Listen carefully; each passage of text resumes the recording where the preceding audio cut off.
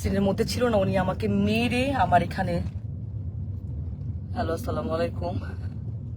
আজকে আমি লাইভে আসছি একটা কথা বলার জন্য। আমার কাছে মনে হয় আমার এটা জানানো উচিত। সো আমি কখনো এইভাবে লাইভে আসিনি, ফর দ্য ফার্স্ট টাইম আমি লাইভে আসছি। সো আমি এই মুহূর্তে আছি হচ্ছে মানিকগঞ্জ।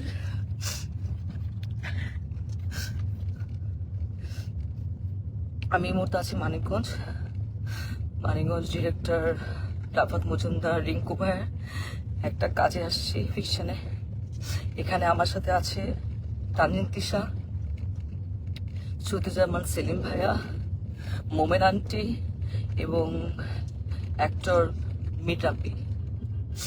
তো আমি জানি না আসলে, গতকালকে আমার প্রথম সিন এবং গতকালকে আমি মানিকগঞ্জ আসি। এসে আমি তানজিন তিশা আপুর জন্য আমি খুব সুন্দর ঢাকা থেকে গিফট নিয়ে আসছিলাম, যে আমি তানজিন তিশা আপুকে গিফটগুলো দিব। কারণ আপু এত সিনিয়র, আপু একটা ফিল্ম করতেছে, আপুকে উইশেসের জন্য আমি আপুকে আসলে গিফটটা দিই, কিন্তু আপু গিফটটা নেয় না এবং সে গিফট অ্যাকসেপ্টও করে না, এবং সেখানে সবাই ছিল, সবাই দেখছেও।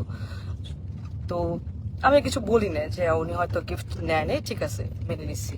তো আমার প্রথম সিনে আমি যখন শুরু করছি, তখন সেখানে প্রথম সিনে উনি আমাকে, সিনের মধ্যে ছিল না, উনি আমাকে মেরে আমার এখানে, এখানে যে দেখেন দাগ, খামচির দাগ টাগ, হাতে দাগ টাগ, রক্ত বের করে ফেলছিল কালকে প্রথম সিনে।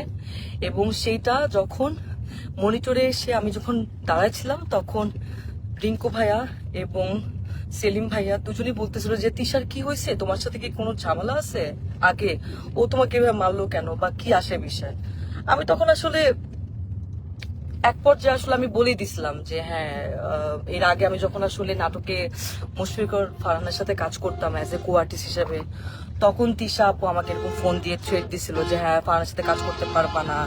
আমাকে না, আরো অনেককে আসলে এরকম উনি ফোন দিয়ে থ্রেট দিছিল, যে পায়েলকেও, কেয়া পায়েল, তারপর আরো অনেককে এরকম ফোন দিয়ে উনি থ্রেট দিছে যে কাজ করা যাবে না। তো আমি তখন বলছিলাম ওই সময়টা যে আপু, কেন আমি কাজ করব না, আমি তো আর্টিস্ট, আমি তো সবার সাথেই কাজ করব, ফারহান ভাইয়ের সাথে কাজ করব, জোবান ভাইয়ের সাথে কাজ করব, সবার সাথে। ফারহান ভাইয়ের সাথে কেন কাজ করব না, কি সমস্যা কি? তখন আমি বলছি হ্যাঁ, আমার ফারহান আমার জামাই হয়। আমি তখন আর কিছু বলি না, আচ্ছা ঠিক আছে, মনে হয় পার্সোনাল ওনাদের ব্যাপার, হয়তো। তারপরে এরপরে গিয়ে কিন্তু আমি ফারহানকে জানাইছি ফোন দিয়ে, যে ফারহান তিশা আপু কিন্তু আমাকে ফোন দিয়ে এইসব কথাবার্তা বলছে, এইভাবে হলে তো কাজ করতে পারবো না।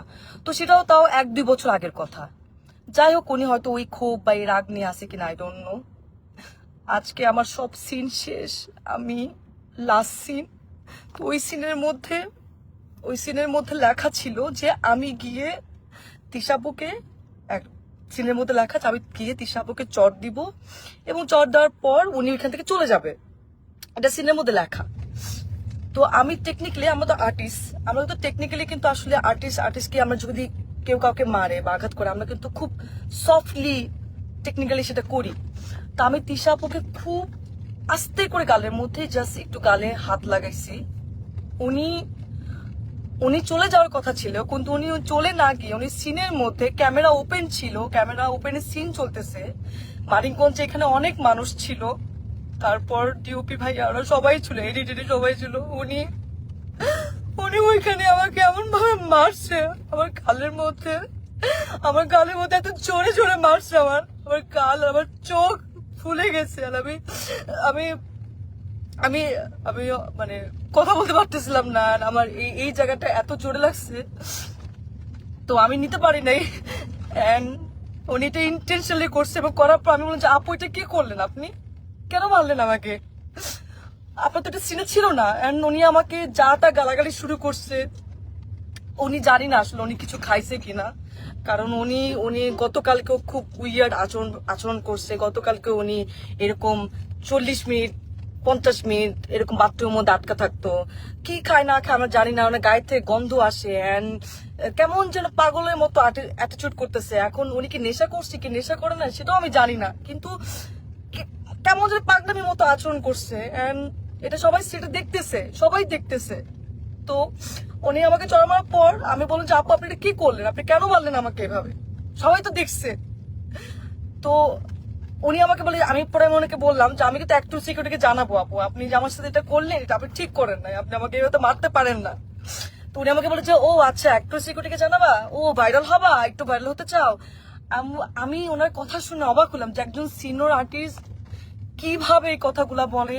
এন্ড উনি এত বছর ধরে কাজ করছে ইন্ডাস্ট্রিতে, উনি আরো আমাকে গাইড করবে, উনি আমাকে আরো হচ্ছে হেল্প করবে, কিন্তু উনি যদি উল্টা আমাকে এইভাবে নেগলেক্ট করে কথা বলে, তাহলে আমি আমি আমি আর্টিস্ট হয়ে আমি কিভাবে ওনার সাথে কাজ করব, কিভাবে করব বলেন। এন্ড ওইখানে সবাই আমাকে মানাতে আসছে, আমি সবাই দেখতেছে যে উনি আমার সাথে কারো ব্যবহার করতেছে, আপনারা আমাকে কি মানাবেন। তো আর্টিস্ট হয়ে তো আর্টিস্টের কাছ থেকে এটা তো আমরা একসেপ্ট করতে পারি না। আমাকে এমন ভাবে মারছে, আমার আমার এক পাশে কারের দুলো কোথায় পড়ে গেছে, আমার কোনো কিছু খেয়াল নাই। তো আমি এখন ঢাকায় চলে আসতেছি, আমি একটু সিকিউরিটিকে জানাবো যে একজন একজন সিনিয়র আর্টিস্ট হয়ে এইভাবে যদি আর্টিস্টকে স্ক্রিনের মধ্যে শুটিংয়ে যদি এভাবে মারে এবং যাচ্ছে তাচ্ছে ভাবে খারাপ ব্যবহার করে, তাহলে তো সেটা মেনে নেওয়া যায় না, এইভাবে তো কাজ করা যায় না। আমি তো এর আগেও মেহজাবিন আপুর সাথে কাজ করছি, কাজলের দিন রাত্রি, সেখানে বিকি ভাইয়ের কাজ করছি। কই মেহজাবিন আপু তো আমাকে এত সুন্দর করে কিভাবে কাজ করতে হবে আমাকে সাজেশন দিছে, আমাকে এত সুন্দর করে ট্রিট করছে। তোমার কাছ থেকে আমি শিখছি, আমি তো ভাবছি আমি তিশা আপুর কাছ থেকে শিখবো, কিন্তু তিশা আপু আজকে যেটা করলো এটা এটা এটা তো আমার সাথে অন্যায় হয়েছে, এটা তো ঠিক হলো না, এটা তো একদমই ঠিক হলো। আমি তো কাজ করতে গেছি, আমি তো আসলে এটা তো আমি আশা করি নাই। তো যাই হোক, এখন সেলিম ভাইয়া ওনারা সবাই এখানে ছিলেন, সেলিম ভাইয়া ওনারা সবাই দেখছে, এখন ওনারা জানে ওনারা কি ডিসিশন নিবে। কিন্তু আমি ঢাকায় যাচ্ছি, আমি অ্যাক্টর সিকিউরিটিকে জানাবো যে ওনারা আসলে কি ব্যবস্থা নিবে। এবং আজকে যদি এরকম একজন আর্টিস্ট সাথে কাজ করে, মানে আমার যদি এই অবস্থা হয়, তাহলে যারা কাজ করছে প্রিভিয়াস বা তারাই বা কি ফেস করছে। তো আমি তো সবসময় আশা করি যে আমি যারা সিনিয়র, যারা মেহজাবিন আপু বা যাদের সাথে কাজ করব, কখনো সামনে যখন কাজ করব, তাদের কাছ থেকে আমি শিখবো। কিন্তু তানজিন তিশা আজকে উনি যেটা করলো আমার সাথে, আমি এত নাইসলি ওনাকে গিফট দেওয়ার চেষ্টা করলাম, সেটাও তো নিল না, উল্টা আমাকে মারলো শুটিং সেটে। এটা কি ঠিক করলো? আপনি তো সিনেমা করছেন না, তানজিন তিশা তো সিনেমা করছে, তো একজন সিনেমা আর্টিস্ট, তার তো মনটা অনেক বড় হওয়ার কথা ছিল, সে তো আর আমাদেরকে শিখাবে, গাইড করবে, কিন্তু সে সবার সামনে আমাকে এভাবে মারলো।